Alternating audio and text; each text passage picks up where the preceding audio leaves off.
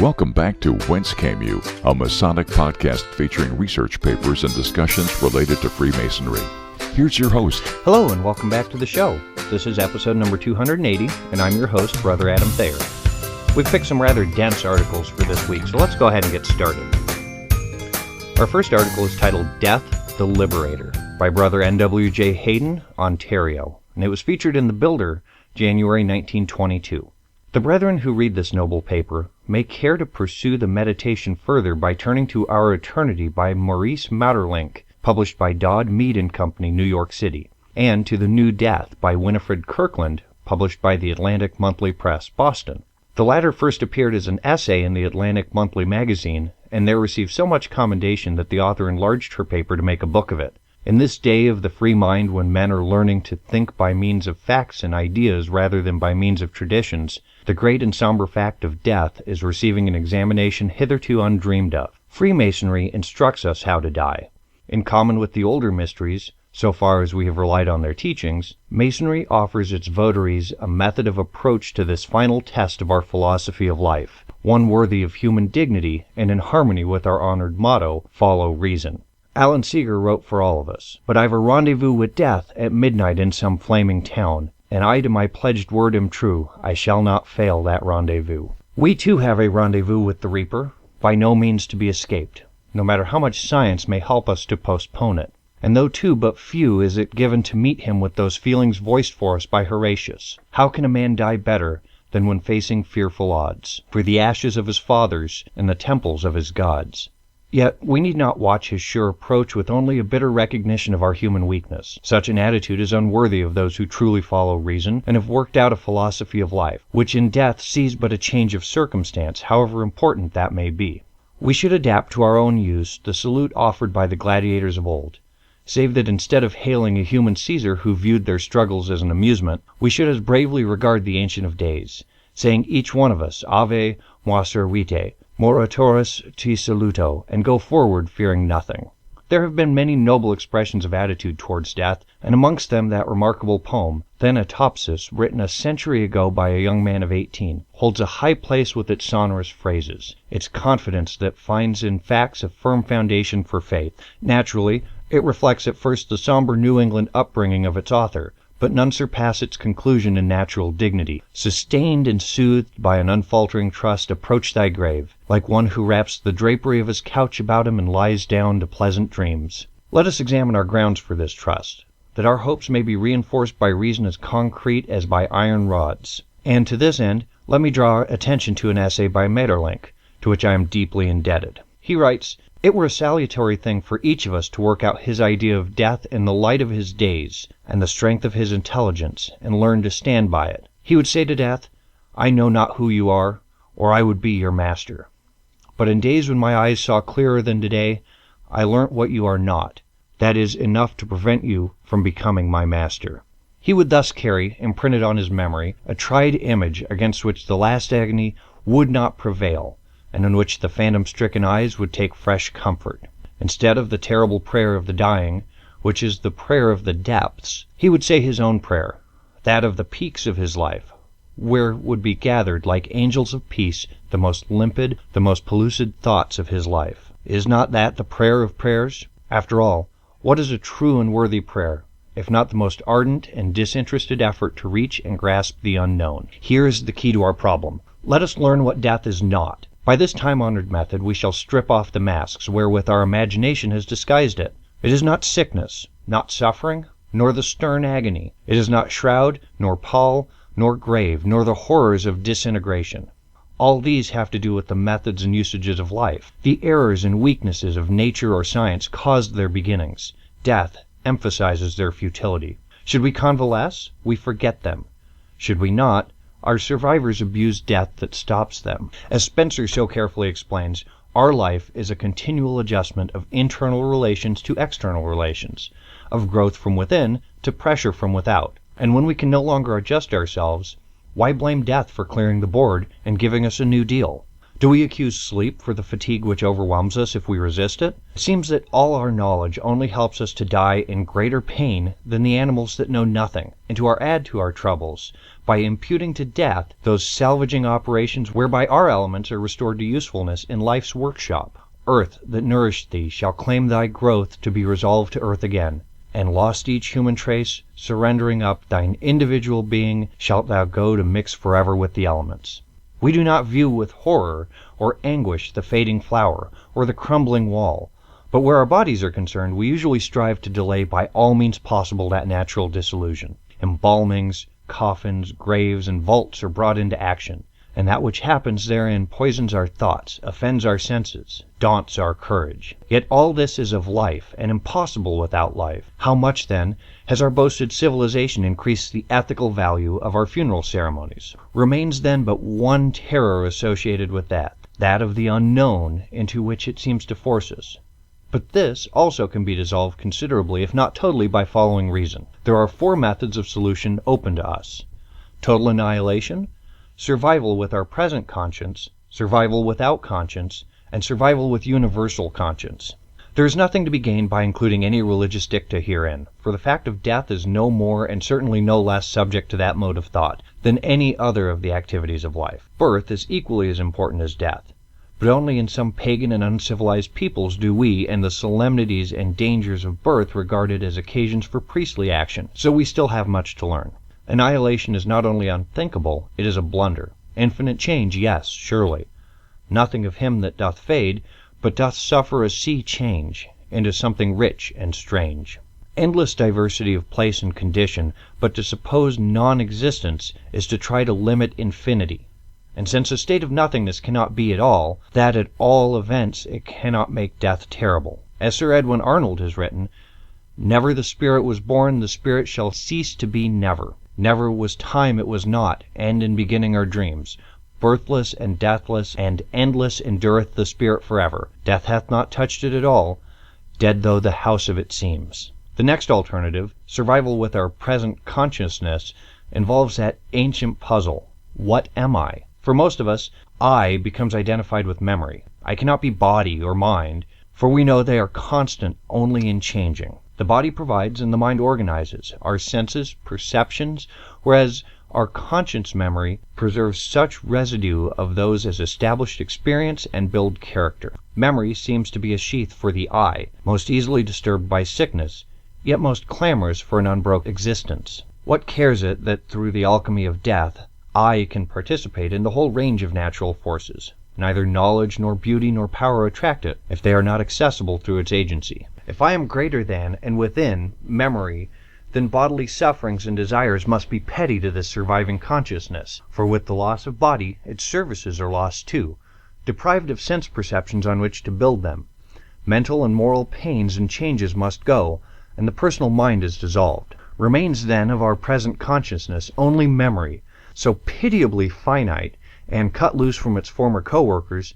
How shall it continue to know itself? We know how easily it fades while in full physical health. What then will it be like when the great change comes? Yet, the hope that this alternative conveys has done much good service to the brave souls of our predecessors, and is well expressed in the song of Odysseus as he lay awaiting death by torture.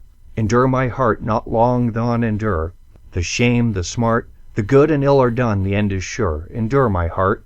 There stands 2 golden vessels by the throne of Zeus on high. From them he scatters mirth and moan to men who die. And thou of many joys hast had thy share, thy perfect part, battle and love, and evil things and fair. Endure, my heart. Fight one last great battle under shield. Wage that war well. Then join thy fellows in the shadowy fields of Asphodel. There is the kingly Hector. There are the men who fought for Troy. Shall we not fight our battles o'er again? Were that not joy? Though no sun shines beyond the dusky west, thy perfect part, there shalt thou have of the unbroken rest. Endure, my heart. We approach then our third alternative, survival without consciousness. This also contains nothing of terror, or even regret. Dreamless sleep we welcome as nature's sweet restorer, but not as a lasting condition. Such an expectation does not consort with ideals fit for ordinary healthy men and women, much less for builders. A little further analysis shows us that by this alternative, we imply really the direct negative of our second alternative. Rather, we feel opening to our vision that which contains the awfully possible satisfaction for which all seem to be struggling, the only possible completion of that urge from within, which is the mainspring of our evolution. Nay, but as when one layeth his worn-out robes away, and taking others saith, These will I wear today, so layeth off the spirit, lightly its garb of flesh, and passeth to inherit a residence afresh. Here then we approach our fourth alternative, survival with the universal consciousness, and at this point Maeterlinck's own words alone are adequate. Here begins the open sea. Here begins the glorious adventure, the only one abreast with human curiosity, the only one that soars as high as its highest longing. Let us accustom ourselves to regard death as a form of life which we do not yet understand. Let us learn to look upon it with the same eye that looks upon birth, and soon our mind will be accompanied to the steps of the tomb with the same glad expectation that greets a birth. If, before being born, we were permitted to choose between the great peace of non-existence and a life that should not be completed by the magnificent hour of death, which of us, knowing what we ought to know, would accept the disquieting problem of an existence that would not end, in the reassuring mystery of its conclusion? Which of us would care to come into a world where there is so little to learn, if he did not know that he must enter it if he would leave it and learn more? The best part of life is that it prepares this hour for us, that it is the one and only road leading to the magic gateway, and into that incomparable mystery where misfortunes and sufferings will no longer be possible, because we shall have lost the body that produced them, where the world that can befall us is the dreamless slumber, which we count among the number of the greatest boons on earth, where lastly, it is almost unimaginable that a thought can survive to mingle with the substance of the universe, that is to say, with infinity, which, if it not be a waste of indifference, can be nothing but a sea of joy.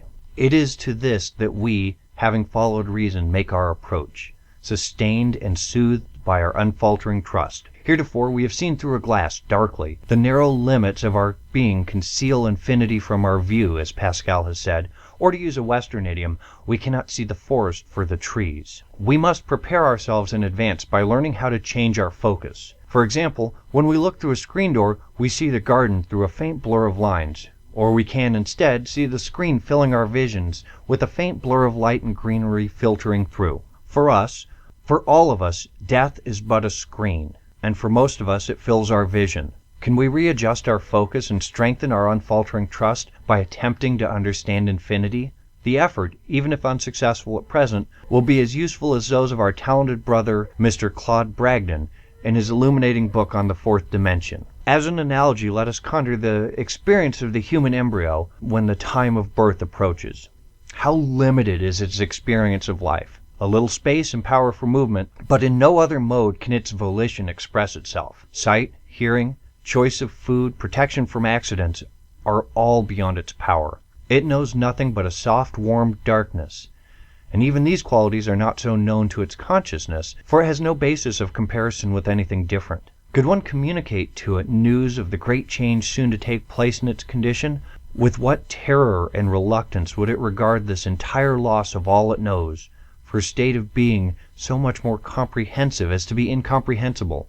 Yet we adults are in the same position as we approach the gateway to another life. And if, as we know, the embryo, by virtue of its inherent life quality, can change from a speck of zooplasm to a human being, there appears no reason at all why it should not go on yet further and enter into tune with the infinite. Death, to us, can be no worse than the birth to an embryo, and all evolution affirms that the soul's ephemerally housed in nature's depths. What then is this infinite?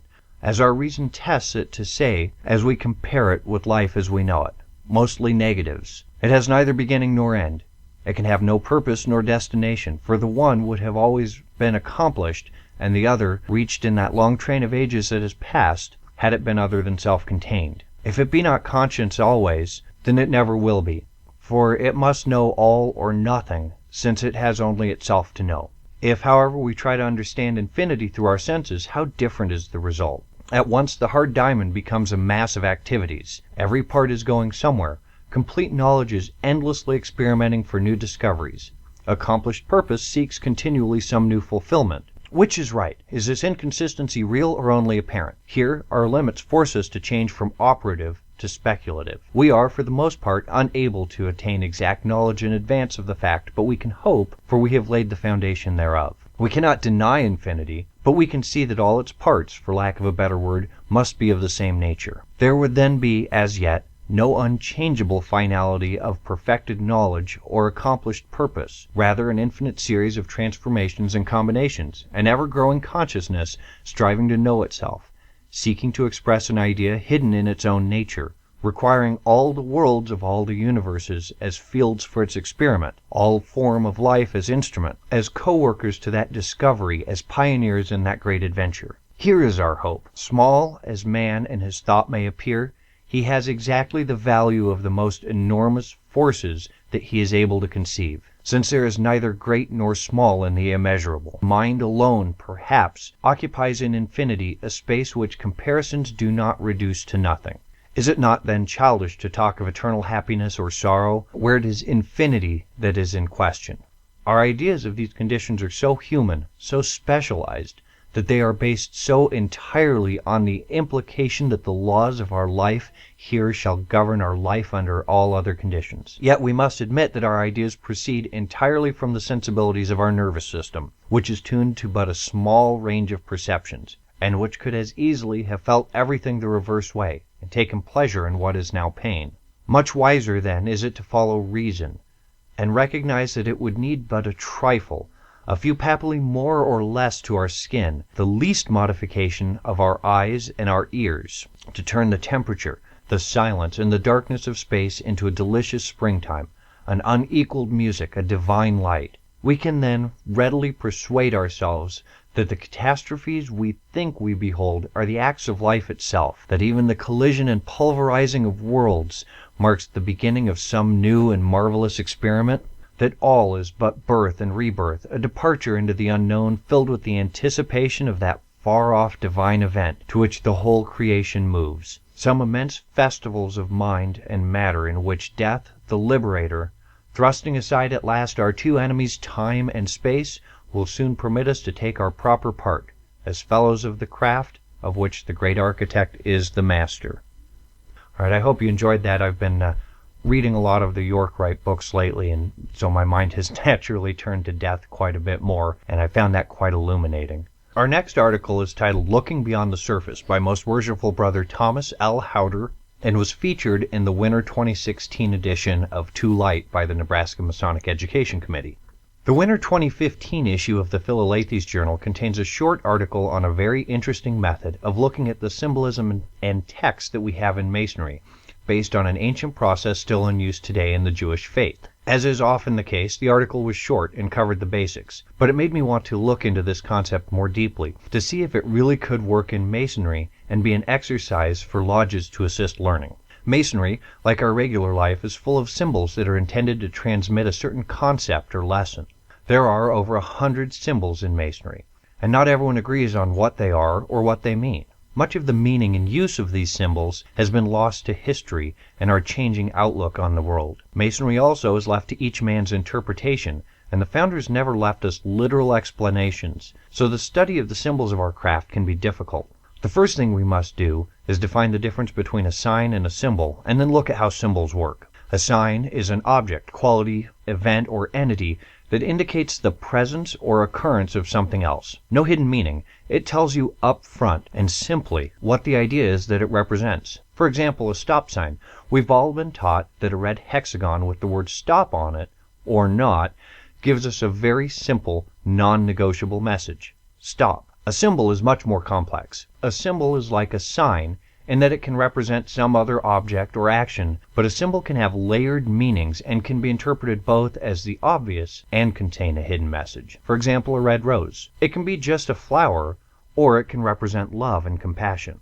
The Christian existentialist philosopher Paul Tillich defined a symbol in this fashion. 1. It points beyond itself to something else, some larger idea. 2.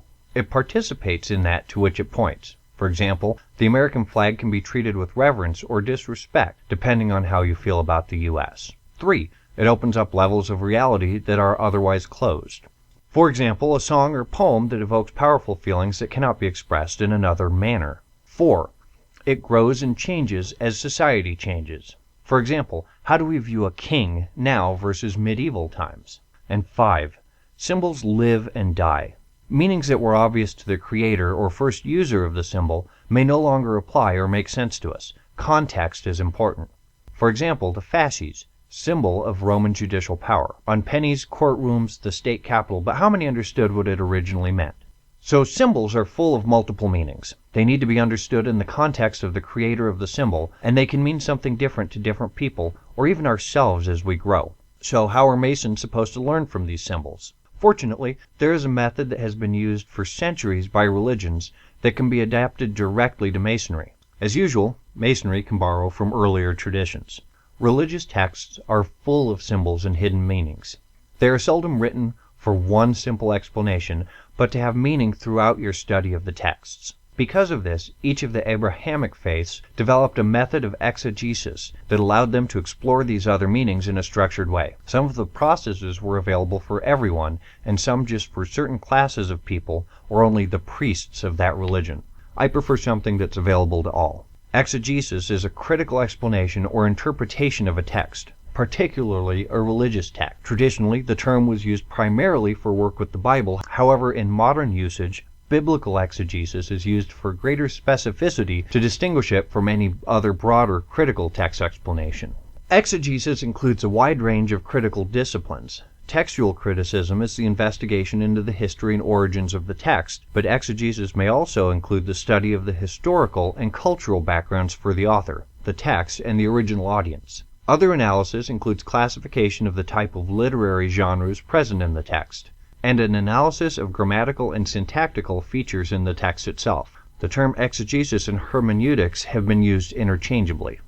The Jewish faith created a system called Pardes, or sometimes PRDS. This is a 4-step method. Peshet, the literal or plain meaning. Take it for surface value. Remez, the allegorical meaning. A story, a poem, or picture that can be interpreted to reveal a hidden meaning, typically a moral or political one. Derish, the interpreted meaning. And Sod, the hidden meaning, the esoteric or mystical meaning through an inspiration or revelation. The early Christian faith used what is called the fourfold allegorical scheme. Literal meaning, just its historical, no underlying meaning. The typological connects the events of the Old Testament with the New Testament in particular to draw allegorical connections with Christ's life and the stories of the Old Testament. The moral or tropological, how you should act in the present, i.e. the moral of the story. Anagogical, future events such as heaven, hell, judgment, and prophecies. The Islamic faith, prior to the schism of Sunni and Shia, used a system similar to the Jewish method. A literal expression for the common folk, illusion for the elite, subtleties for the friends of God, and deepest realities for the prophets. The method that applies most easily to Masonry and everyday use is the Jewish system of Pardes. Why? It's open to all. It contains an element of fellowship, results in something new every time, and the process is considered as important as the outcome. A Pardes session generally started with a light meal to generate some fellowship, then taking passage of scripture, or in our case, symbol or ritual, and applying the concept of PRDS. These sessions often last well into the night as everyone gets to contribute and have an opinion. There are no wrong answers. Let's look at an example, the PRDS system used in Masonry.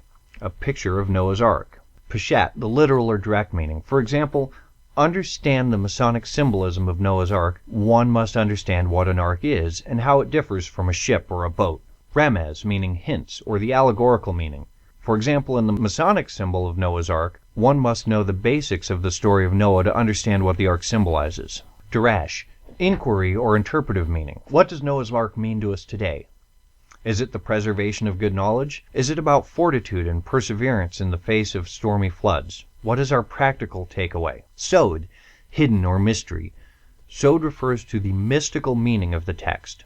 For example, to the Kabbalist, the ark is a representation of order emerging from chaos and the survival of the soul after death. In Christian eschatology, it was a representation of Christ as a savior. So, as you can see, this is a real workout for the brain. Plus, you get to learn about many other points of view, again, supporting the universality of Masonry, and learn about yourself as well.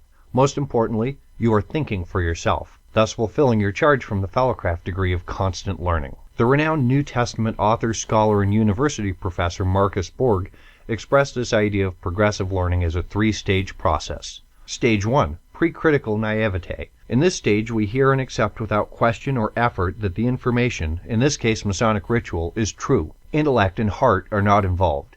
This is a childlike acceptance, and many people get stuck at this level. Stage 2, critical thinking. At this stage, we begin to evaluate what we learn against our life experiences and modern knowledge. This is the stage where doubt and skepticism often arises. Unfortunately, this can then lead to disengagement with Masonry and disillusionment with the craft. Stage 3, post-critical naivete.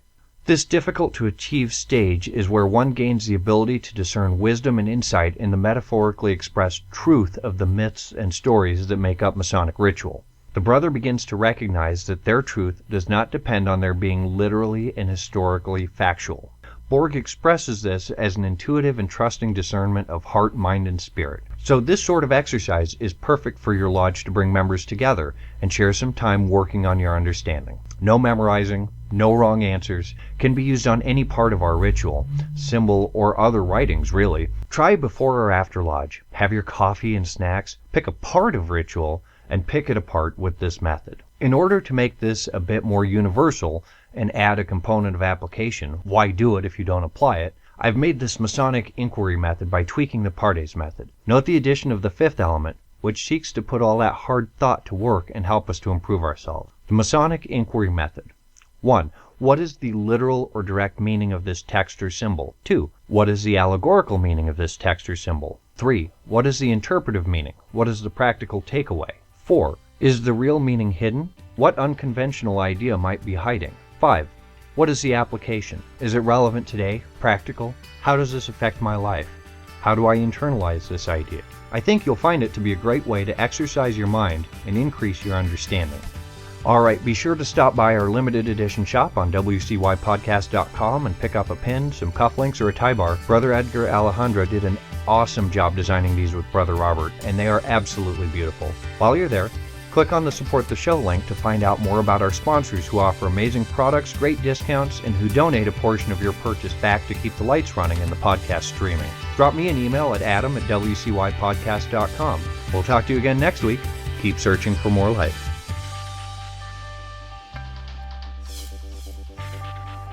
You've been listening to Whence Came You, a Masonic podcast featuring research papers and discussions related to Freemasonry. Be sure to join us for our next edition.